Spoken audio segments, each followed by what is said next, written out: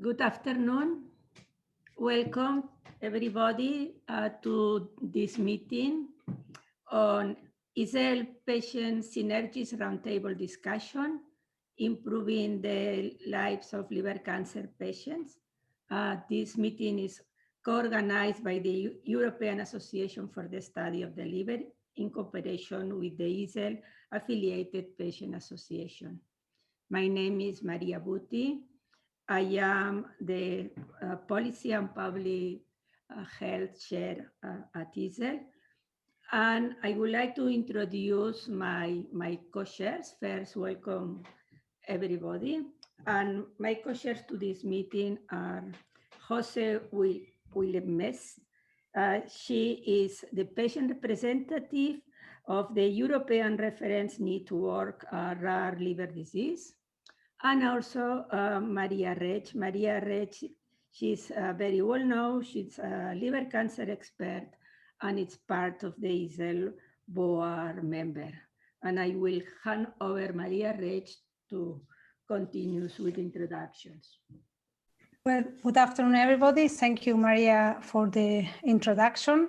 I would like to share with you the idea of this meeting, that we want to have a forum of discussion, conversation.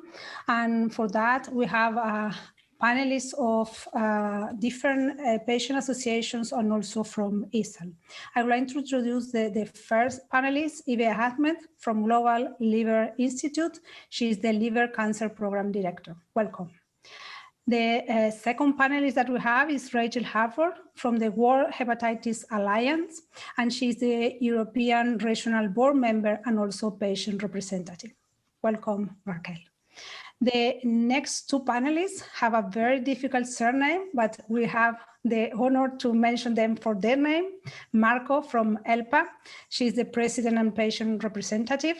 Welcome, Marco. And also George. He is the Liver Patient International Chair and also Patient Representative. Thank you for giving me the opportunity to mention only the name. And then we have another expert in liver cancer, Professor Naon. He's very welcome expert in this field from France. Hello, Pierre. And now I have the other EASL representative, that is Neus Liarc. She is part of the EASL task force, the nurses and health practitioners, and she's also working in the BCLC group of an expert liver cancer nurses. The last but not least is Isabel Sir-Hamilton from International Agency for Research on the Liver, EARC, head of the section of surveillance. I also would like to introduce you for this meeting. So now we know who are the chairs, the panelists, and we hope that we have a very interesting discussion. But I would like to introduce also Thomas Berg. He is the current Vice Secretary of EASL, and in June he will be our Secretary of EASL. So, Thomas, I would like to give you the floor to comment and share with the audience what is our aim from EASL in this regard. Thank you. Yes, thank you, Professor Reich. Thank you, Maria. And dear participants, it's really good to see you all, and welcome to this EASL Roundtable discussion on liver cancer. And this is on the occasion of the World Cancer Day today and on the EASL Liver Cancer Summit starting tomorrow. So as you have heard, my name is Thomas Berg. I'm a hepatologist from the University of Leipzig, and I'm quite happy to serve EASL as a Vice Secretary General. So I'm really delighted to see you all, even virtually. We really hope that we have quite soon the opportunity to meet again, also physically.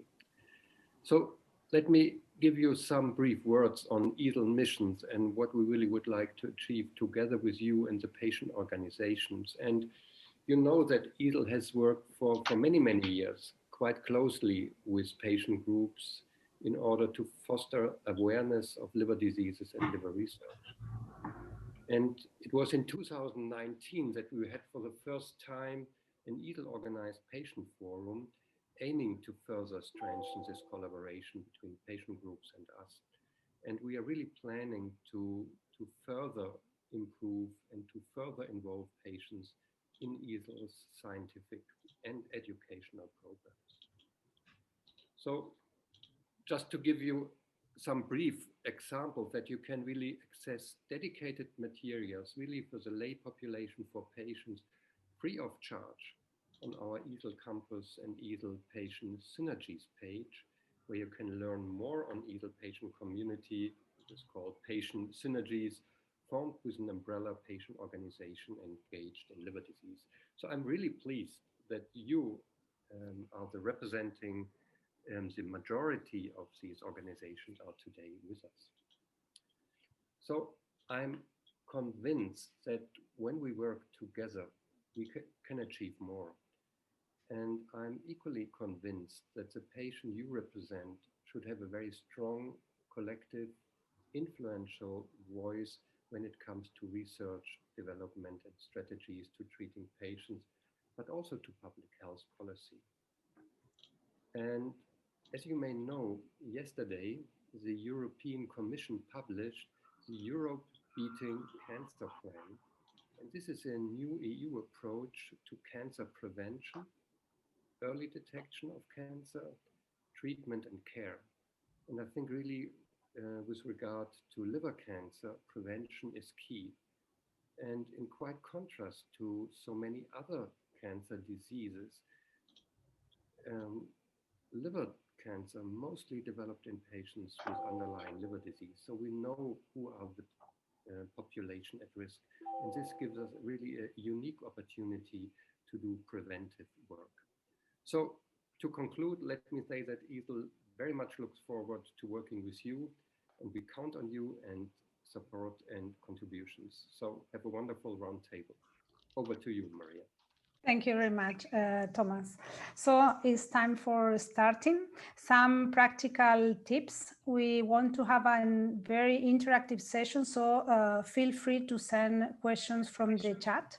And if we are able to give you the voice in some parts, we will try it, but it will depend on the number of questions that we receive.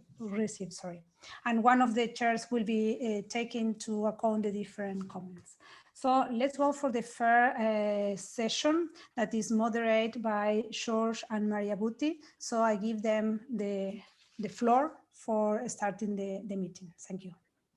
The first session is entitled Lightning Talks and Panel Discussion on Liver Cancer, Early Diagnosis and Risk Factors.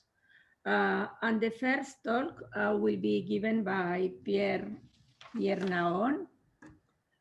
Pierre Naon is working in Paris, in Hôpital Paris Saint-Denis. He is an expert in liver cancer, and he will comment on early diagnosis and risk factors that I think it's extremely important for all of us. Pierre, thanks. Hi, thank you, Maria. Can you just confirm you hear me well and that my slides are visible on the deck? Yes. Okay, perfect. Thank you, Maria, for the kind introduction. So I have the very difficult task to give you a cancer epidemiology and detection in 10 minutes, and I chose to give you a very brief description of what is ahead of us, and to always put the patient in the center of what we should foresee in the next years, which is basically the personalization of surveillance for HCC. So just to remember that it is not surprising that the epidemiology and management of liver cancer is superimposed on that of chronic liver disease, since HCV and HBV infection, excessive alcohol consumption, and features of the metabolic syndromes are the main risk factors for cirrhosis. And as you all know, once cirrhosis is established, these patients may develop liver cancer, but not only, also liver failure, portal hypertension, and all extrahepatic events related to comorbidity. So this reflects the difficulty of managing these patients with chronic liver disease. And I think one of the particularities of liver cancer is its wide heterogeneous representation around the globe. which reflects differences in exposure to risk factors and differences in access to care and screening related to economic settings and lifestyles.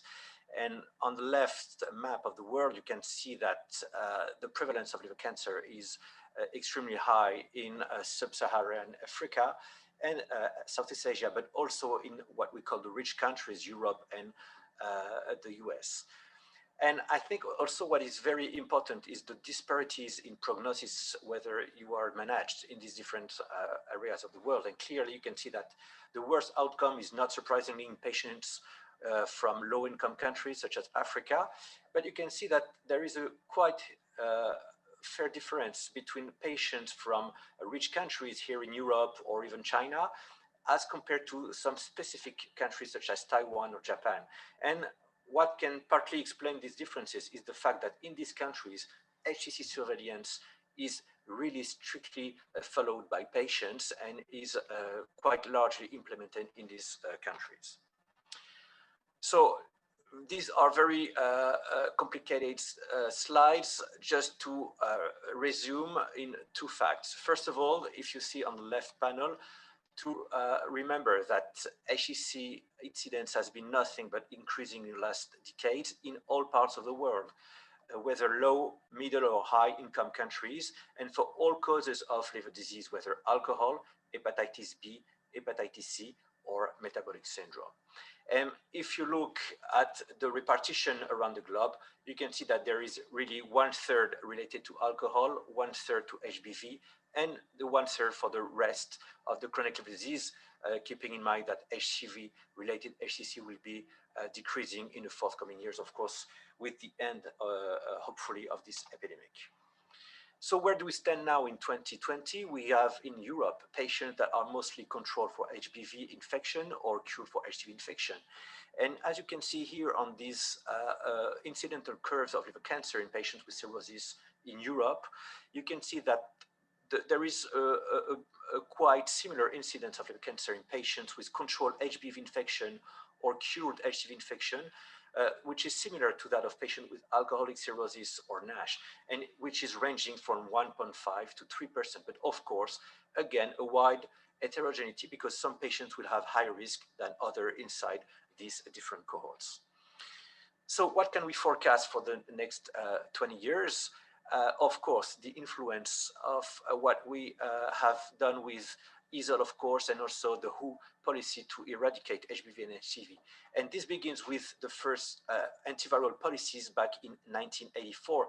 Just for the sake of time, please take a look at this graph, which is quite impressive, which is the incidence of liver cancer in Taiwan as a function of the implementation of this wide vaccination program in 1984. And you can see here the incidence of individuals that were born before 1984. And you can see here in patients that were born from 1985 and onwards. So you can see that already we see the benefits of these different measures.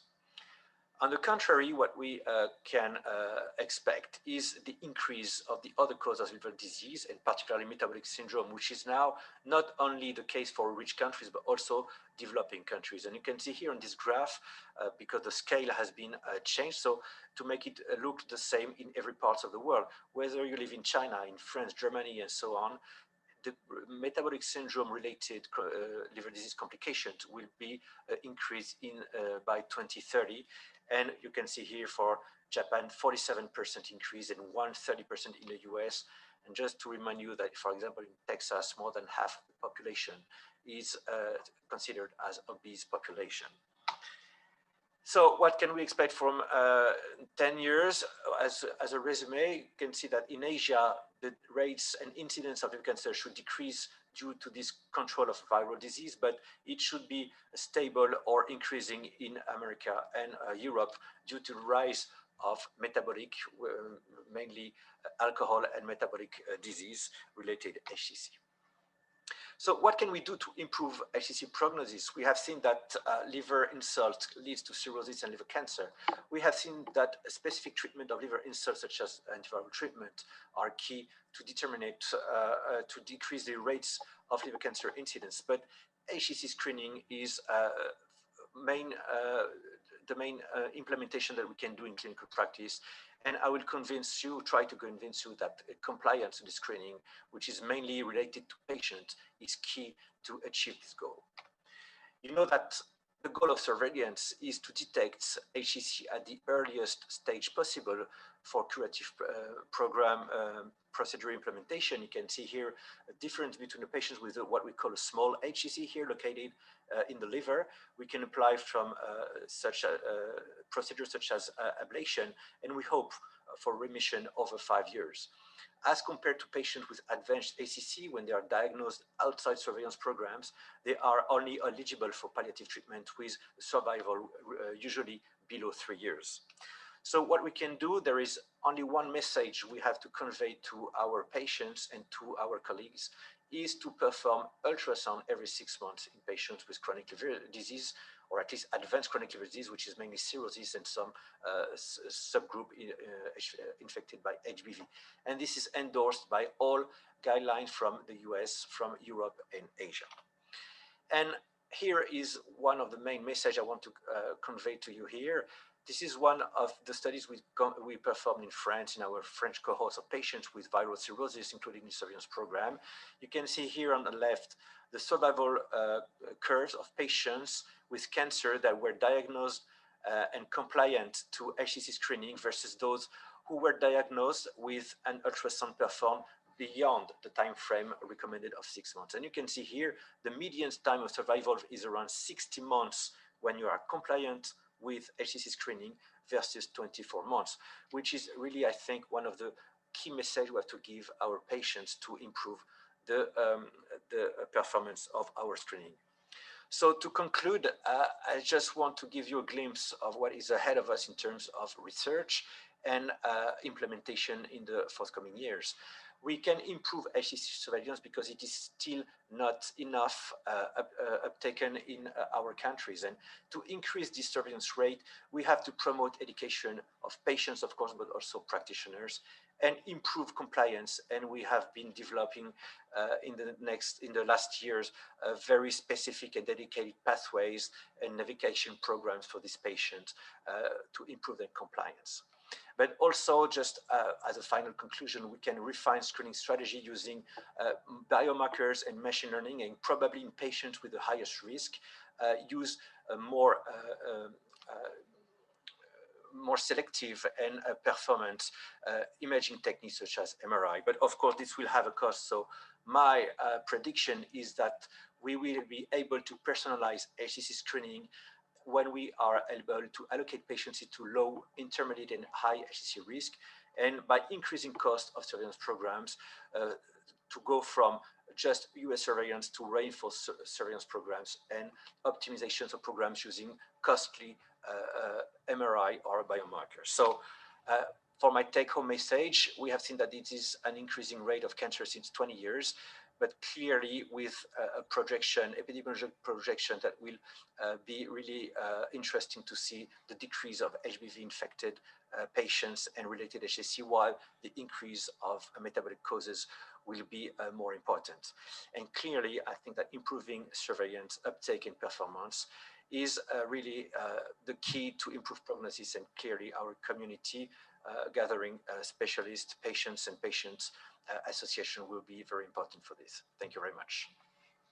Thank you, Pierre, for this excellent summary. I think there are two key words that are screening, screening, screening, and compliance, compliance, compliance. And people need to remember these two important words. I am going to handle to George to introduce the next speaker and then the discussion. Well, thank you very much, Maria. This was a fantastic talk.